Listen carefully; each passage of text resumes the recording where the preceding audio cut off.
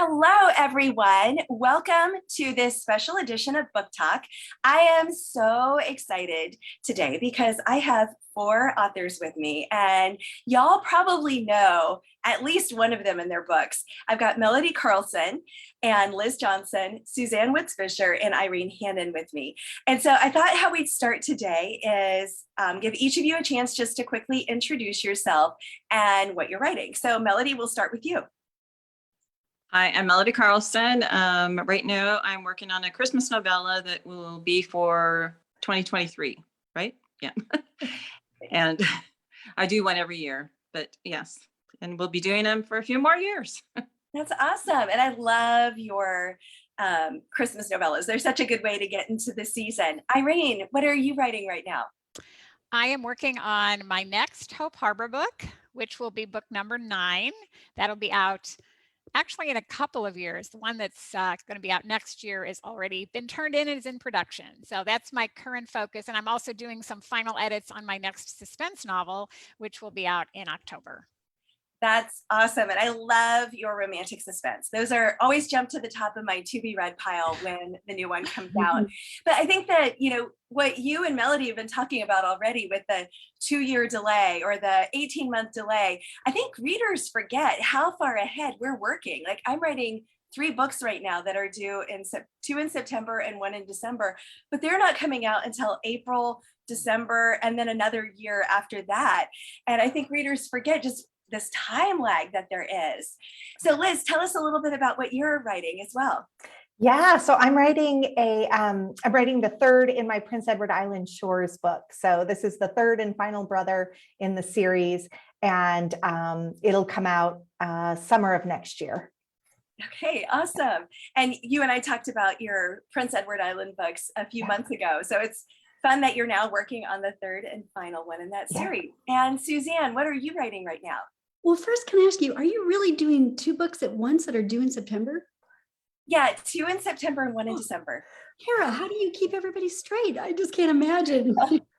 I should show you. This is my little research wall that I have for, I'm writing one of them first, and then I'm researching the next one while I'm writing this one. And the 2 of them are novellas, so that helps too, that they're 35,000 words. I think I would need different colored sticker notes just to keep my head just the right place. But anyway, I just had a book just released called The Sweet Life, which is a contemporary women's fiction set on Cape Cod about a mom and a daughter who start an ice cream shop. And I just finished book 2, so that's such a good feeling. And now I've got to open the Word doc and start working on a Amish fiction that will be out. Well, that will be out in a year, like you were saying, about 14 months away. That's awesome. So how many of you write in 2 genres? Because Irene and Suzanne do. Melody, don't you write in like 15 genres? Probably, yeah. And then Liz, yeah, and Liz is focused. You're the sweet romance and very much the vacation in a book. Yes. And Suzanne, how did you decide on Cape Cod?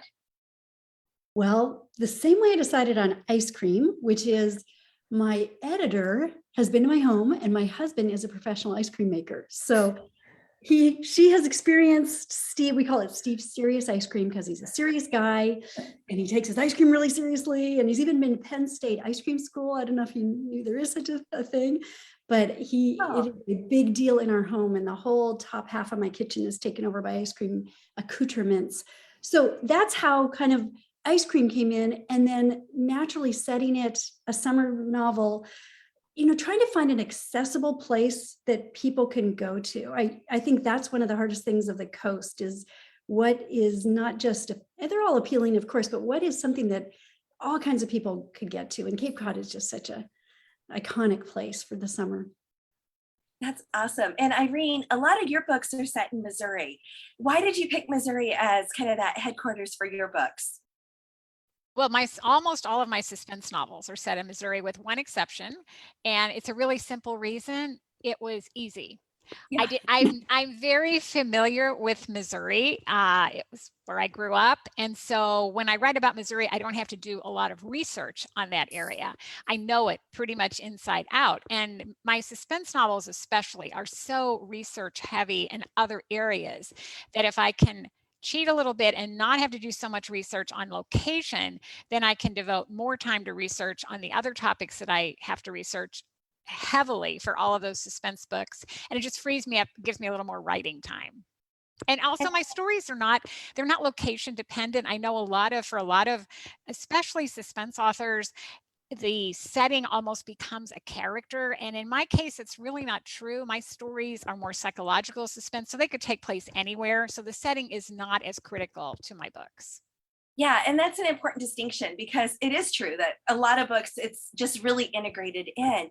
But with your Sea Glass Cottage and these other books, how did you pick that location? Yeah, that series is set on the Oregon coast. And when I first got the idea of writing book one, which I didn't know at that point that it would become a long running series as it has, I was just thinking, what would be a very romantic place to set a novel, and in a small coastal seaside town. And I had never been to Oregon, but I had certainly read a lot about it. And I just had a feeling it would work for this series. So I took a research trip there, kind of did the coast from top to bottom, taking lots of notes, lots of things that I found along the way have worked themselves into the books. And I realized that this is the perfect location for the series. So I did book one and waited to see what would happen. And the response was fantastic. And so, as I said, I'm now, book 8 just came out very recently, and there are at least 3 more to come. So the series has become what I hoped it would be, which is kind of an iconic place for readers to return to. I love that. And there's something so comforting as a reader when you find that location that you love going back to. I think of Colleen Coble's Rock Harbor series. Everybody has that one place where they're like, oh, I just want to keep going back. Now, yeah. Melody, you write your books literally all over the world. Like, you've had London, you've had everywhere. So how do you decide where your next book's going to be set? Well, it was interesting that she mentioned the Oregon coast. I've had quite a few of them there too. And because I live in Oregon and I love Oregon, I have set a lot of books in Oregon. So the editors are always going, could we have someplace besides Oregon? So the one I'm actually doing right now, it was the editor pushed this idea on me, and I'm kind of glad. At first I didn't really like it so much, because it's like a royal Christmas, which kind of feels like a Hallmark movie. And but that's okay, because I'm doing movies too.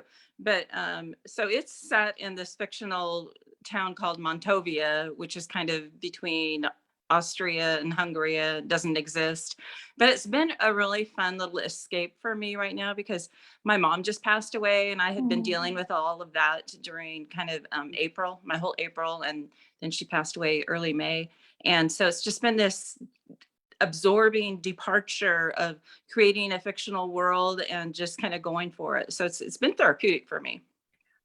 Yeah, well, I'm sorry about your mom, but I'm glad that you've been able to find kind of, like you said, some therapy through the creating the world and all of that. And when it comes to Christmas stories in particular, I think we as readers really do enjoy that. Okay, let's pretend it's Princess Diaries or something like that, and we can suspend belief. And I think there would be so much work, though, in creating an entire country and coming up with all of those different details. It's kind of fun, though. I mean, it's like, you're God. You get to just create a world. But yeah, I've used Liechtenstein kind of as an example, and I did travel Europe and other places a lot, which is probably another reason I set a lot of things in foreign countries. But I had a Christmas book that was set in France, in the Alps. I guess it was last year, so they'll be 2 years apart. But it was during COVID, and that was a fun departure too, because it's like we needed a break, take us away. Yeah, absolutely. And I think that a lot of readers have rediscovered fiction, especially when it comes to traveling to different places, because we've been so limited. Mm-hmm. And Liz, you and Prince Edward Island. So why PEI? Oh, well, why not PEI, really? I fell in love when I traveled there the first time in 2010, and I kept going back. And, I think like most kids who grew up in the 80s and 90s, like I fell in love with Anne of Green Gables. I watched the PBS miniseries with Megan Follows, and I just, I fell in love with it. And it was even better in person. Like the movies are wonderful, and they're so like just gorgeously shot, but actually being there on the island and meeting the people and experiencing just the kind of the peacefulness of the island I was like, when I first went there, I was in kind of a lot of personal turmoil. Like I had just moved and I was starting a new job and there was just a lot going on in my life. And to get away from that and just have moments of like, just really peaceful clarity was so refreshing. And so I just was like, this is the place that people go to heal. And that's what I want to write about. That's awesome. And it definitely comes through in the books that you've written that are set there. So one of the things that readers often ask us as writers is which comes first, plot or characters? So Suzanne, what comes first for you? I was thinking about that question because it's an interesting question. And I think my answer is a topic drives it, because I actually like sort of I have a book coming out in a couple of months, and it's about a young woman with ADHD in an Amish community. So you've got a square peg in a very round hole, kind of so the ADHD and studying it and learning about it. And I seem to have a lot of people in my life who have some of those symptoms. And I say that without judgment. It's just, I love there's so many creative, wonderful aspects of having that kind of a mind that just thinks differently, but to try to write it. So the topic drove my book. And I think that's become more and more common for me. I don't know if the rest of you feel that way. Yeah. Melody, how about you? Plot, character, topic, theme, what comes first for you? I think generally it's character. And then of course the character's got a problem. And to me, character plus problem equals plot, because I don't do real heavy plot driven. Usually I have done them. They're not my favorite, but also sometimes a setting is like a character, and sometimes a setting will drive me. Yeah. How about you, Irene? I think it's a combination for me too. Sometimes a character will present himself or herself, and I'll just think that would be an interesting character to put into a situation, and then what situation would that be? But a lot of times, so sometimes it's character, sometimes it's story. It depends sometimes on the genre too. With my Hope Harbor books, a lot of times it's character first, and a lot of times with my suspense novels, I do them in 3-book series. So if I'm in the middle book of the series, I already have at least one of my main characters. So then I have to find a story that fits that character. So it's a combination, and sometimes a theme comes to mind. So I don't think there's one answer for me. It varies from book to book. Yeah. How about you, Liz? I would say, just like these other ladies have said, absolutely, it can vary book to book. The book that is coming out this summer that I finished last year, like I wanted to write a prodigal son story. Like I just have always loved that story. And I said, oh, how can this tie into this family that I've already created? So the characters were already there, but I just, I latched onto the prodigal son story and said, how do I incorporate that into this? And it was a lot of fun. So sometimes it's characters, sometimes it's, another influence that, that's really speaking to me and that I want to incorporate. Yeah, I think it's so interesting because every book is a little different, and I think every author is a little different in how we approach it. And like you were saying, it's not cookie cutter. I mean, it can change from book to book and from series to series. Some mine have been very issue driven. Some have been history driven, where then you have to find the characters that fit that moment. And so it really can vary a lot.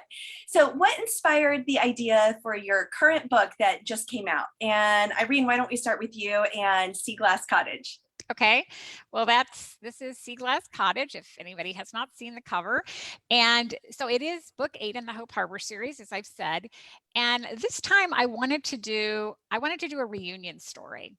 So that is where I started with that. And then I had to come up, of course, with why are these people reuniting? What drove them apart in the beginning? And so I developed that whole backstory. And then from there, I began to think about what questions do I want to explore in this book? And one of the big ones I wanted to explore was, can people really change dramatically? Because that's an interesting question. And I explored it with the main couple and also with the secondary plot line. So I explored that question in the book, and that's kind of drove the story. And then I also wanted to write a story that incorporated forgiveness and mercy and new beginnings. So all of those things factored in as I began to develop this reunion story. Oh, I love that. How about you, Liz? Last Way Home, although that one's getting ready to come out. Yeah. So that one comes out in August. My last release came out last summer, and that was Beyond the Tides. And I think what really inspired me was going back to Prince Edward Island. I had written a couple books set in Georgia and I loved those, but I really wanted to go back to PEI. And I really love the idea of family dynamics and exploring those. And yeah, I think my family was going through a really rough time when I was writing that book, Beyond the Tides. My dad had a heart attack and he has fully recovered, and we're really thankful to still have him. And, you know, we were thinking the other day, it's been 2 years since his heart attack. And so we're so thankful that he's still with us. But while I was writing that book, there was just a lot of like family dynamics and figuring that out. And also like thinking about the importance of spending time with the people that you love and really investing in those relationships. And so I think that all of that really affected me as I was, you know, kind of trying to bring this family story to life and start with, you know, one of the 3 brothers. And so each book in the series will be about a brother. So I love that. Okay, so Suzanne, we've talked a little bit about how it was ice cream and Cape Cod, but those are just like details. Those are the frosting on top of the cupcake. So what was like at the core of your idea for The Sweet Life?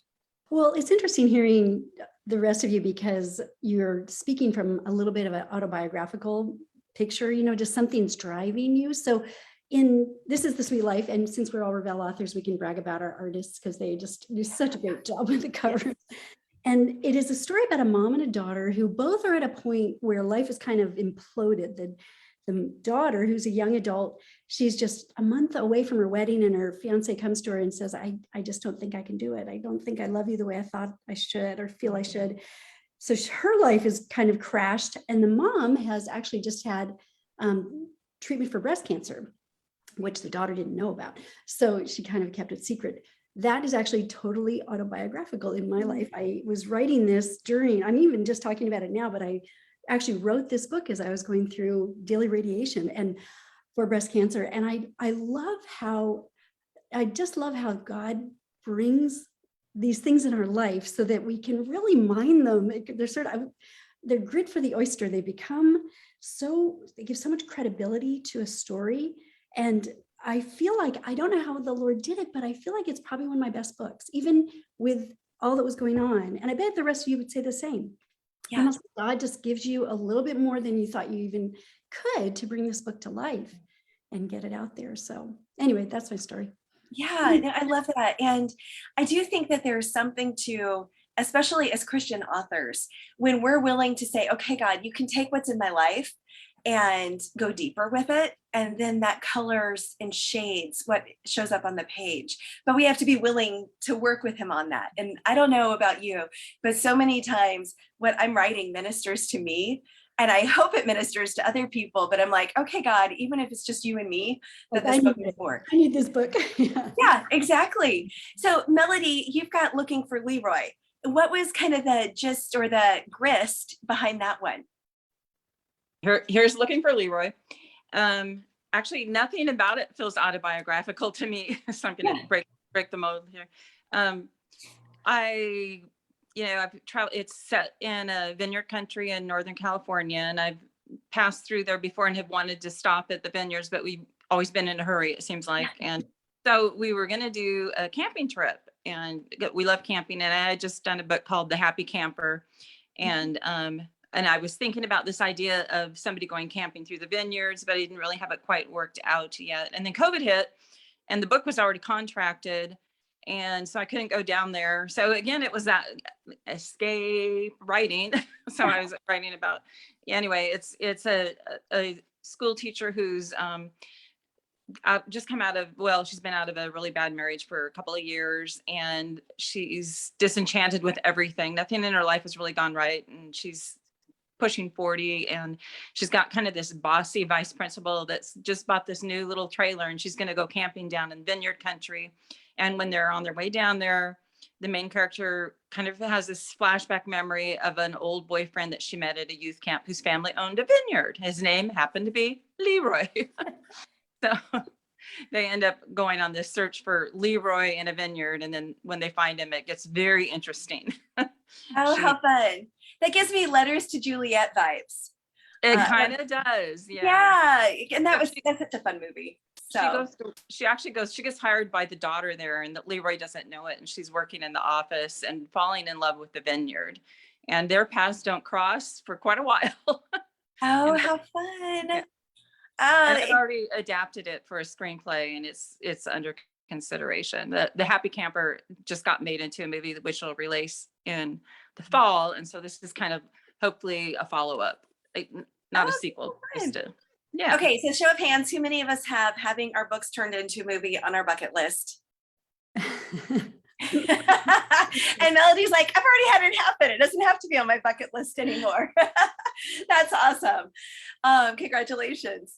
Thanks. So- Well, I was gonna say the fun part has been the first one I didn't get to adapt it myself. And now I'm doing my own adaptation, which that is really a new thing and it's fun. So. Oh, that would be fun. And then you know that it's going to still honor your story and your characters and things like that. Well, yeah, things have to change. It's just, apples and oranges kind of thing, but I get that. Yeah. Oh, that's so fun. Yeah. Okay. So here's kind of a fun question. If you could spend a day with another author, who would you pick? Living or dead? It doesn't have to be someone who's still alive. It could be like your favorite classic author, but who would you pick? Liz, I'll start with you. I saw those eyes go wide. That's always such a hard question for me to answer, but the honest truth is that I am so blessed to have an amazing writers group here in Phoenix.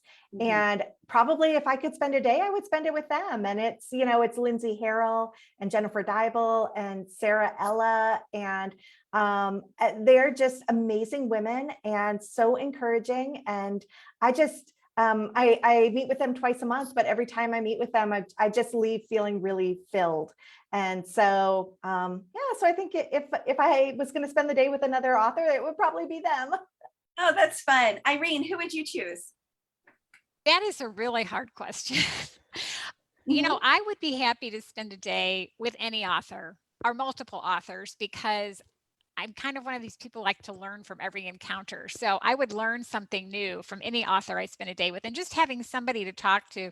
I don't really have an authors group that I'm regularly in communication with. So, and this can be a very solitary profession. I won't say lonely, but solitary. So the chance to just interact with other authors anywhere would be a thrill for me. But I think, one of the people I would like to spend a little time with might be Debbie Maycomber, because she has really had a fabulous career, transitioned through several different types of writing. She's had screenplays, she's had TV series, she's done cookbooks, she's had a really diverse career as an author. And I think it would be fun to talk with someone like that, to just hear their experience about doing all these different things as an author who started writing. I believe she started writing as just series romance and has just her career mushroomed, and it would be fun to talk to her and listen to her story about how all that came to be. Absolutely. How about you, Suzanne? Do you know the name Judith Jones? Yeah. She was the editor for Julia Child's Mastering the Art of French Cooking. I recently have been reading all her books because I found out that when she was a young woman living in France after World War II, she was working for Doubleday as just an assistant, and she was kind of going through the slush pile of rejections. And she came across one that she just said, no, we have to publish this. And she insisted her boss take it to New York. It was the Diary of Anne Frank. Wow. I know. I know. So to think that this woman as a young, in her 20s could go through a slush pile and sort of recognize something that others had rejected. Same with Julia Child's cookbook. Then she does John Updike and wins the National Book Award. And I just think I would love to know, how does her mind, what is she able to see that other people can't see? So Wow. I know. That's incredible. My Mom. jaw's on the ground. I know. Wow. I know. She would be fascinating to talk with. Absolutely. How about you, Melody? Well, lately I've just discovered somebody, Marlena De Blasi, and actually have one of her books here. She was actually a cookbook writer. I had not heard of her, but I read 1,000 Days in Venice and 1,000 Days in Tuscany while I was taking care of my mom, and I just fell in love with her writing. She uses a lot of recipes. Of course, it's on location, and it's memoirs, but it feels like it's just her storytelling ability is fascinating, and the way she lives life. And the reason I'd like to spend time with her is she is just so loving life, and she just embraces it, and I just think she'd be a hoot, and she's also a fabulous writer. Oh, that's fun. I love this. I've got a couple new people to put on my list of authors to read. Okay, so we're going to do a couple of really fast questions because we're almost at time. This always goes so fast. So how many hours a day do you write? Melody? 4 to 6. Liz? I slowed down. You slowed down. Okay. Liz? It varies wildly. I work a full-time day job, and so it's whenever I can fit it in. But on the weekends, I try to get 3 to 4 hours in a day. Yeah. Those of us who have day jobs, it takes a little bit. Suzanne, how many hours a day do you write? Probably 3 to 5, depending on what's going on, of really creative writing. And I'm up really early in the morning. So I try to get the word count in, even if it's lousy. I want to get it in each day just to keep it moving. Well, and you can always edit it. If you don't have it written down, you can't edit it. So getting it down is so important. And Irene, how about you? I do write full time. That is my day job. So I write every day, all day, working in all of the business aspects of being a full-time writer as well, and the marketing and all of that. So I'm at my desk at least 8 hours a day. The large bulk of it would be writing, but there are all those other things that I just mentioned that also you have to deal with as a writer. There's so much to it. And nobody thinks about that. The writing, the book is just the start. And then there's all this other stuff. Right. So what's your favorite writing snack or drink? Liz, we'll start with you. Peanut butter M&Ms and Diet Dr. Pepper. Okay. Melody? Really just coffee. Yeah, coffee by the bucket, right? Yeah. Suzanne? Probably iced tea. I love iced tea. Yeah. Sweet or unsweet? Unsweetened, just because otherwise I drink so much. Yeah. And how about you, Irene? I don't eat or drink while I write. I stop at lunchtime for a quick like yogurt or some fruit or something, but I didn't grow up in a family that ever snacked, so I never got into that habit. So I don't eat or drink while I write. All right, very cool. And then, this is a good one because I am terrible at it. How do you celebrate when you finish writing a book? Irene?